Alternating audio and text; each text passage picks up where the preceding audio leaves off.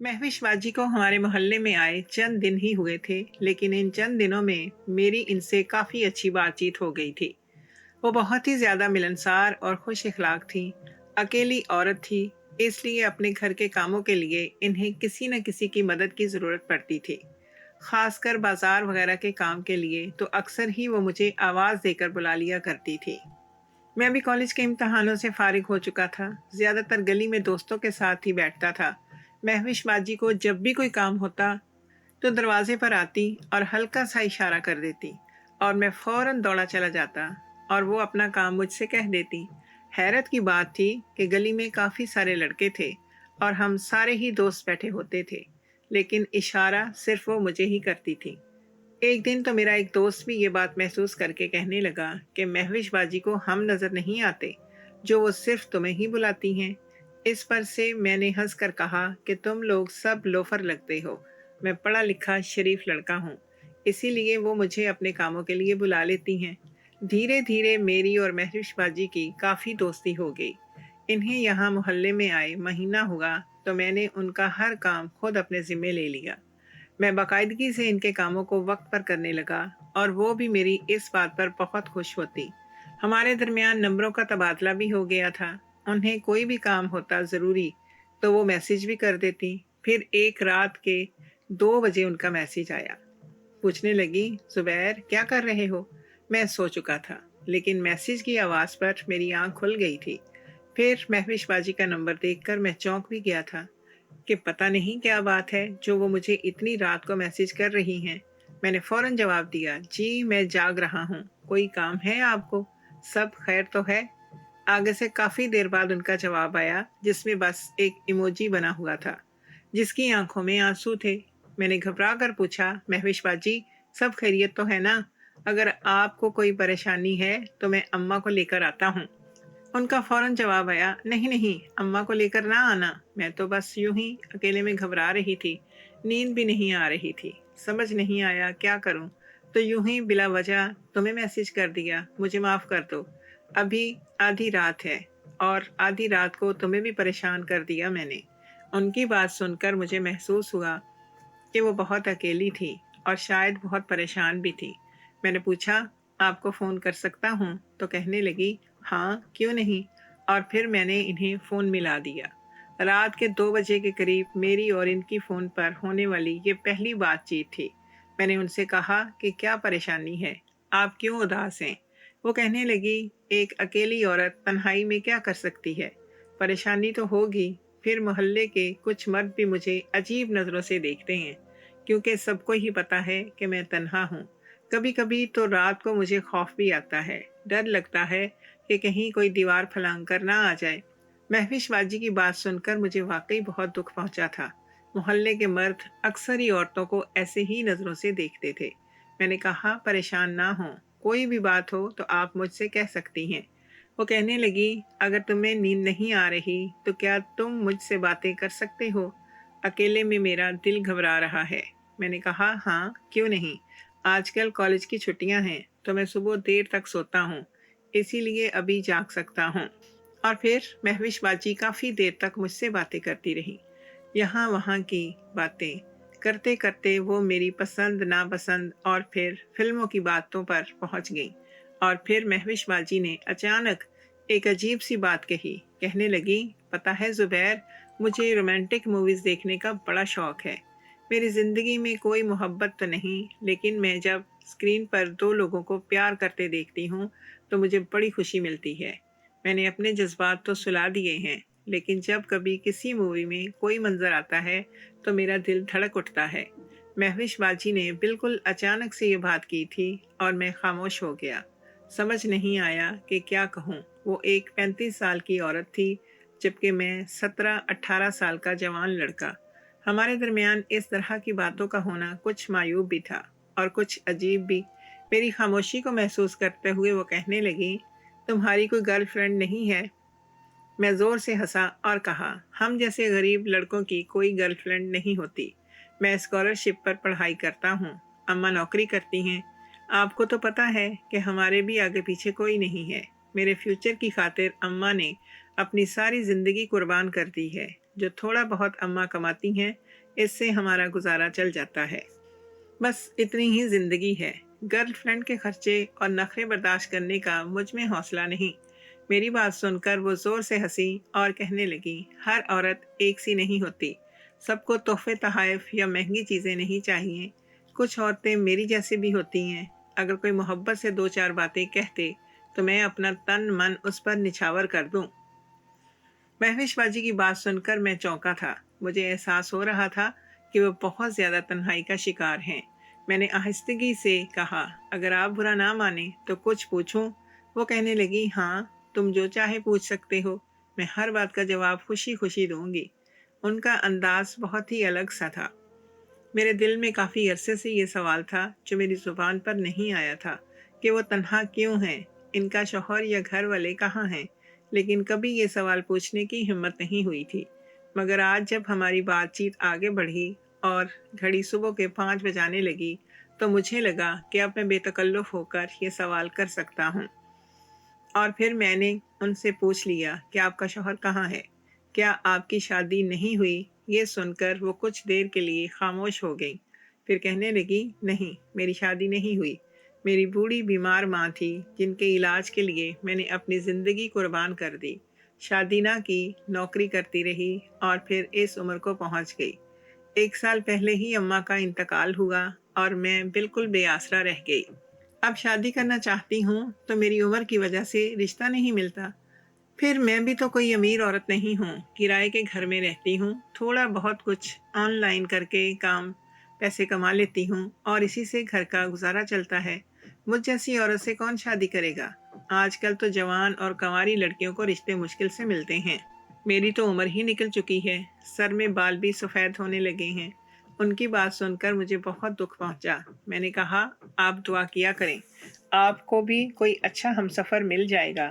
آگے سے مہوش باجی نے جو جواب دیا وہ سن کر میرے قدموں تلے سے زمین نکل گئی۔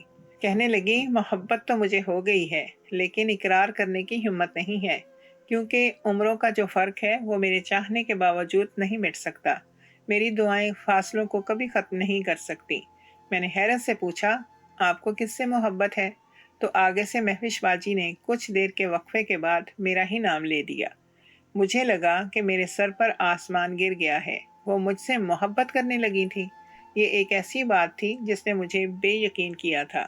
میں ایک 17-18 سال کا لڑکا تھا، نہ کماتا تھا نہ خرچے کے لیے پیسے ہوتے تھے۔ ہمارے گھر میں تو غربت کا راج تھا، پھر انہیں مجھ سے محبت کیسے ہو سکتی تھی؟ وہ کہنے لگی کہ مجھے تمہاری سچائی، تمہاری ایمانداری اور تمہارے خلوص سے محبت ہو گئی ہے۔ تم جس طرح میرے کام کرتے ہو، مجھ سے بات کرتے ہو، مجھے معلوم ہو گیا ہے کہ تم دل کے کتنے اچھے ہو اور پاک ہو۔ مجھے پیسے سے کوئی غرض نہیں ہے، میں بس ایک محبت کرنے والا ساتھی چاہتی ہوں جو میری بات سنے، مجھے سمجھے، مجھے پیار دے اور میری ہر خواہش پوری کر دے۔ مہوش باجی نے گہرا سانس لیا تھا اور ان کی سانس نے ان کے اندر بھڑکتی ہوئی آگ کو مجھ پر آشکار کر دیا تھا۔ ان کی بات سننے کے بعد میں نے آگے سے کوئی جواب نہ دیا تھا اور پھر مہوش باجی بھی کچھ دیر کے لیے خاموش ہو گئی۔ فجر کی اذانوں پر میں نے جیسے تیسے خدا حافظ کہہ کر فون رکھ دیا، لیکن نیند میری آنکھوں سے اڑ چکی تھی۔ پہلی بار میں نے کسی عورت کے منہ سے اپنے لیے ایسی بات سنی تھی، شاید یہ میرے لیے انوکھا تجربہ تھا۔ میرا دل ایک الگ انداز سے دھڑک رہا تھا۔ میں عمر کے جس دوراہے پر کھڑا تھا، جذبات تو میرے بھی دل میں موجود تھے۔ مہوش باجی کی بات سننے کے بعد میری بھی خواہشیں سر اٹھانے لگی تھیں۔ پھر اس شام جب مہوش باجی نے کچھ سودے کے لیے مجھے اپنے دروازے پر بلایا تو میں وہاں جانے سے پہلے تیار ہونے لگا۔ میں نے اچھے سے کپڑے پہنے، بال بنائے۔ اماں پوچھنے لگی، کہاں جا رہے ہو؟ وہ بھی اتنا تیار ہو کر؟ مجھ سے جواب نہ بن پڑا۔ میں نے کہا، اماں کہیں نہیں، گلی میں ہی جا رہا ہوں۔ پھر میں تیزی سے باہر نکلا اور مہوش باجی کے دروازے پر پہنچ گیا۔ وہ میرے ہی انتظار میں کھڑی تھیں، چہرے پر گہری مسکراہٹ لیے، سر سے پاؤں تک مجھے دیکھتے ہوئے انہوں نے میری تعریف کی تھی اور پھر مجھے ایک پرچی پکڑا دی تھی جس میں کچھ سودا لکھا ہوا تھا۔ میں وہ سودا لے کر واپس ان کے دروازے پر پہنچا تو کہنے لگی، 8 بجے دوبارہ آ جانا، تمہاری پسند کا کھانا بنا رہی ہوں۔ یہ سن کر میں چونک گیا اور پھر خیال آیا کہ واقعی सारी चीज़ें मेरी पसंद की ही तो मंगवाई थी। मुझे कोफ्ते बहुत पसंद थे और वो कोफ्ते बना रही थी। मैंने मुस्कुरा कर उन्हें देखा था और इनकी आंखों में जो मोहब्बत मुझे नजर आई थी, मैं दीवाना सा हो गया था। मुझे भी लग रहा था कि मेरी जिंदगी में बहार आ गई है। उम्र का फर्क मुझे बिल्कुल महसूस नहीं हुआ था, क्योंकि महविश बाजी की बातें बिल्कुल जवान लड़कियों जैसी होती थी। उनके जज्बात भी बिल्कुल 17-18 साल लड़की जैसे ही थे। फिर इस रात मैं वक्त पर इनके घर पहुंच गया और जब कोफ्तों का सालन लेकर अपने घर लौटा तो अम्मा कहने लगी, ये महविश अजीब औरत है, सारे मोहल्ले में उसे मेरा ही बेटा मिला है। मैंने अम्मा को हैरत से देखा तो कहने लगी, गली में इतने लड़के हैं लेकिन उसने तुम्हारा पीछा पकड़ रखा है। अब तो मोहल्ले की औरतें भी बातें बनाने लगी हैं कि महविश सिर्फ सुबैर से ही काम क्यों कहती है, और अब देखो तुम्हारी पसंद का खाना बनाकर भेज दिया। अकेली औरत है बेटा, फासला रखा करो थोड़ा, ऐसा ना हो कि कोई बदनामी गले पड़ जाए। मुझे तो वैसे भी इसके लक्षण कुछ ठीक नहीं लगते। हर वक्त इतना सज धज कर दरवाजे पर ही आती है जैसे नई दुल्हन हो। अम्मा की बात सुनकर मैं चौंक उठा। अभी तो अम्मा को ये नहीं पता था कि हमारे दरमियान फोन नंबर का तबादला हो गया है और हम रातों को बातें करने लगे हैं। मैंने अम्मा की बात का कोई जवाब ना दिया बल्कि कोफ्ते खाने बैठ गया। सालन इंतहाई मज़ेदार था, मेरा दिल खुश हो गया। फिर उस रात महविश बाजी का फ़ोन आया तो उनके अंदाज बदले हुए थे। वो मुझे बहुत मोहब्बत से बात कर रही थी। उनकी हर बात का महवर बस मोहब्बत और जज्बात ही थे। और फिर वो कहने लगी कि क्या मेरे घर आ सकते हो। ये सुनकर मैं हैरान हुआ। रात का 1 बज रहा था। मैंने कहा, इतनी रात को मैं कैसे आ सकता हूँ। तो कहने लगी, बस मुझे नींद नहीं आ रही, तुम छत के रास्ते से हमारे घर आ जाओ, कुछ वक्त साथ बैठकर बातें करेंगे। मौसम भी काफी रोमांटिक हो रहा है, कॉफी बनाऊंगी। मैं सोच में पड़ गया। छत के जरिए से महविश बाजी के घर जाना कुछ मुश्किल नहीं था, क्योंकि सारे घरों की छतें मिली हुई थी। लेकिन रात के इस पहर मैं उनके घर कैसे जा सकता था। फिर वो अपने घर में अकेली रहती थी और अगर अम्मा को पता चल जाता तो मैं क्या जवाब देता। रात के खाने पर ही अम्मा ने बहुत सारी बातें सुना दी थी। अम्मा को महविश बाजी कुछ खास पसंद नहीं आ रही थी और ना समझ आ रही थी, और इन्हें लगता था कि वो कुछ अजीबोगरीब सी औरत है। अम्मा को उनकी तैयारी से मसला था, जबकि मेरा ख्याल था कि वो अकेली औरत हैं तो क्या हुआ, तैयार होने का रख तो तैयार होने का हक तो रखती हैं। उनके भी तो कुछ जज्बात और ख्वाहिशात हैं। लेकिन अम्मा की वजह से मैंने थोड़ा झिझकते हुए इनकार कर दिया और कहा कि इतनी रात को मैं कैसे आऊँगा। मगर महविश बाजी मजीद इसरार करने लगी, कहने लगी, आ जाओ ना, कुछ वक्त बैठकर मोहब्बत भरी बातें करेंगे। मेरा दिल बहुत उदास हो रहा है। मैं कब से अकेली बिस्तर पर लेटी परेशान हो रही हूँ। मुझे तो नींद भी नहीं आएगी। तुम आ जाओगे तो तुम्हारी गोद में सर रखकर सो जाऊंगी। उन्होंने अपने लफ्जों का जाल कुछ इस तरह से बिछाया कि मैं राजी हो गया। अपने कमरे से बाहर निकला तो अम्मा के दरवाजे का कमरा बंद मिला तो अम्मा के कमरे का दरवाजा बंद मिला, जिसका मतलब था कि अंदर अम्मा सो रही थी। कुछ देर मैं सोचता रहा और फिर मेरा दिल बेईमान हो गया। महविश बाजी के साथ फुरकत के कुछ लम्हात गुजारने का मौका मिल रहा था, फिर मैं भला कैसे पीछे हटता। मैं खामोशी से सीढ़ियां चढ़ा और छतें फलांगता हुआ महविश बाजी के घर तक पहुंच गया। वो अपनी छत पर ही मेरा इंतजार कर रही थी। मुझे देखकर खुश हो गई, हाथ पकड़कर अपने घर के अंदर ले गई और जब रोशनी में मैंने उन्हें देखा तो हैरान रह गया। वो सुर्ख रंग की शिफॉन की साड़ी पहने हुए थी, गहरी लिपस्टिक होंठों पर थी, ब्लाउज बहुत ही मुख्तसर था। गहरा गला उनकी खूबसूरती को अवेजा कर रहा था। कानों में झुमके थे, लंबे लंबे बाल खुले हुए थे और चेहरे पर गहरी मुस्कुराहट थी। इनके वजूद से उठती हुई परफ्यूम की तेज खुशबू मुझे अपने हिसार में जकड़ रही थी। उन्होंने धीरे से मुझे अपने करीब बेड पर ही बिठा दिया और फिर मेरा हाथ पकड़कर कहने लगी, जुबैर, मैं बहुत ही तन्हा हूँ। मेरी जिंदगी में ऐसा कोई नहीं है जिसके लिए मैं हंसूं, बोलूं, मुस्कुराऊं या फिर खुश रहूं। मेरा तो कभी कभी दिल चाहता है कि मैं अपनी जान ही ले लूं। लेकिन जब से तुम्हें देखा है, तुम मेरी जिंदगी में आए हो, मुझे मोहब्बत हो गई है। मुझे लगता है कि अगर मुझे तुम्हारा साथ मिला तो हम दोनों बहुत खुश रहेंगे। सच कहूँ तो पहली ही नज़र में तो मुझे बहुत अच्छे लगे थे और तुम्हारी खातिर ही मैंने तैयार होना शुरू किया था। ये सारी तैयारी भी तुम्हारे लिए ही है। महविश बाजी की बात पर मैं कुछ झीम सा गया था। समझ नहीं आ रहा था कि इनकी मोहब्बत के बदले में क्या कहूँ। मुझे उनसे मोहब्बत तो नहीं थी, लेकिन उम्र के जिस हिस्से में मैं था, इस हिस्से में जज्बात इंसान को बिल्कुल पागल कर देते हैं। नशा सा सवार होता है। मेरे दिमाग पर भी जज्बात हावी थे और मैं महविश बाजी को हासिल करना चाहता था। और फिर मेरे सामने उन्होंने खुद अपने पल्लू को ढिलका दिया। उनकी खूबसूरती को देखकर मैं मदहोश हुआ और उनके सीने से लग गया। धीरे धीरे रात के लम्हे गुजरने लगे। मैं अपने हवास खोता ही चला गया।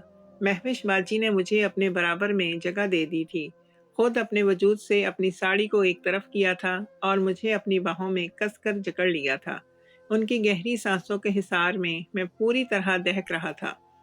जवानी का नशा मेरे सर पर ऐसा चढ़ा था कि मैं सही गलत और गुनाह को भूलकर महविश बाजी को पूरी तरह से कबूल कर चुका था।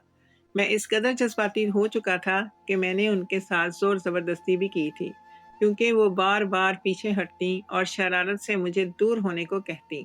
मैं जान गया था कि वो मोहब्बत में ये खेल खेल रही हैं, इसलिए ज़बरदस्ती इन्हें पकड़कर बिस्तर पर लिटाता और अपनी मोहब्बत निछावर करने लगता। ऐसे ही सुबह के 5 बज गए थे। फिर मैंने महविश बाजी से कहा कि मुझे घर जाना है। वो मुस्कुराई, कहने लगी, ठीक है, मैं चेंज कर लूँ, फिर तुम चले जाना। महविश बाजी चेंज करने के लिए गईं। इतने में इनके कमरे का दरवाज़ा खुला और एक 70 साला बूढ़ा अंदर चला आया। कहने का वो उम्र रसीदा था, लेकिन हट्टा कट्टा था। आते ही उसने मुझे मारना पीटना शुरू कर दिया। मेरी तो जान ही निकल गई थी कि रात के इस पहर कौन आया है। वो मुझे क्यों मार रहा है। मैं घबरा कर पीछे हटा, खुद को बचाने लगा। इतने में महविश बाजी भी कमरे से निकल आई। मेरी नज़र उन पर पड़ी तो मैं चौंक गया। वो कमीज शलवार पहने हुए थी, सर से दुपट्टा उड़ा हुआ था। इस बुड्ढे को देखते ही रोते हुए उसके गले लग गई। कहने लगी, अब्बा, आप आ गए। आपके पीछे ये लड़का मेरे साथ जोर जबरदस्ती कर रहा था। उसका बस चलता तो मुझे बीच सड़क पर ही बेआबरू कर देता। गली में रहता है, इसे मालूम था कि मैं अकेली हूँ, इसलिए उसने फायदा उठाया। बड़ी मुश्किल से मैंने खुद को बचाकर वॉशरूम में बंद किया था। मैं तो बस हैरत से महविश बाजी की बात सुनकर परेशान था। उनकी हर बात बिल्कुल ही बदली हुई थी। मैंने घबरा कर कहा, आप झूठ क्यों कह रही हैं? आपने मुझे बुलाया था। और आपका बाप कहाँ से आया? आपने तो कहा था कि आपके माँ बाप नहीं हैं। वो बूढ़ा मुझे मारते हुए कहने लगा, मैं महविश का बाप हूँ और और कुछ अरसे के लिए शहर से बाहर गया था। महविश ने मुझे फ़ोन पर बताया था कि तुम इसके पीछे पड़े हुए हो। मैंने कहा, महविश झूठ कह रही हैं, मैंने कुछ नहीं किया। मगर उसका बाप फिर मुझे मारने के लिए आगे आया। मैं खुद को बचाने लगा। मैंने महविश बाजी से कहा कि आप इन्हें बताती क्यों नहीं हैं कि मैं कौन हूँ? इन्हें बताएं ना, आप मुझसे मोहब्बत करती हैं। आपने खुद मुझे बुलाया था। मैं तो आपके कहने पर यहाँ आया था। महविश बाजी ने इनकार में सर हिलाया, फिर रोते हुए अपना मोबाइल फ़ोन उठाकर हम दोनों के आगे लहरा दिया, जिसमें मैं बज़ाहिर महविश बाजी के साथ ज़बरदस्ती करते हुए नज़र आ रहा था, जबकि सच तो ये था कि उन्होंने ही मुझे ये खेल खेलने पर मजबूर किया था। वो वीडियो देखकर मेरे कदमों तले से ज़मीन निकल गई। फिर महविश बाजी का बाप कहने लगा कि तुमने मेरी बेटी की इज्जत पर हाथ डाला है, इसलिए तुम्हें हर्जाना भुगतना होगा। अगर तुम मुझे 50 लाख रुपए दोगे तो मैं खामोश हो जाऊंगा, अपनी बेटी को लेकर यहाँ से चला जाऊंगा और इज्जत से रुखसत कर दूंगा। लेकिन अगर तुमने मुझे इतने पैसे ना दिए तो मैं सारे मोहल्ले को ये वीडियो दिखा दूंगा, पुलिस वालों में रिपोर्ट दर्ज करवाऊंगा और सारी जिंदगी तुम हवालात की सैर करोगे। ये सुनकर मेरी जान निकल गई। मैं रोने लगा। मैंने महविश बाजी की शक्ल देखी, लेकिन वो तो बिल्कुल भी महविश बाजी नहीं थी जो मोहब्बत करने वाली और मासूम सी औरत थी। ये महविश तो कोई और ही थी, जिसके चेहरे पर मक्कारी थी। वो गहरी मुस्कुराहट से मेरी तरफ देखते हुए कहने लगी, चाहोगे भी तो खुद को बेगुनाह साबित नहीं कर पाओगे। मैं और मेरा बाप मिलकर तुम्हें जिंदा रहने के काबिल नहीं छोड़ेंगे। इसलिए 50 लाख रुपए अरेंज करो और मुझे ये समझने में देर ना लगी कि मेरे साथ क्या खेल खेला गया है। मैंने रोते हुए कहा, यह मुमकिन नहीं है, मैं इतने पैसे कहाँ से लाऊंगा? वो कहने लगी, तुम्हारा घर बहुत बड़ा है, तुम माँ बेटे तो हो, सिर्फ उसे फरोख्त करो और 50 लाख हमें दे दो। मैं तुम्हें 2 दिन का वक्त दे रही हूँ। اگر 2 دن میں 50 لاکھ روپے ہمیں نہ دیے تو سارا محلہ یہ تماشا دیکھے گا۔ یہ کہہ کر مہوش باجی نے مجھے خود دھکے دے کر اپنے گھر سے نکالا۔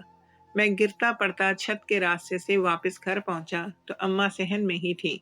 وہ فجر کی نماز کے لیے جاگی ہوئی تھی۔ مجھے دیکھ کر غصے سے کہنے لگی، اتنی رات کو کہاں گئے تھے؟ کب سے تمہیں تلاش کر رہی ہوں۔ تمہارے کمرے کا دروازہ کھلا دیکھا تو اندر چلی گئی اور پتہ چلا کہ تم کمرے میں نہیں ہو۔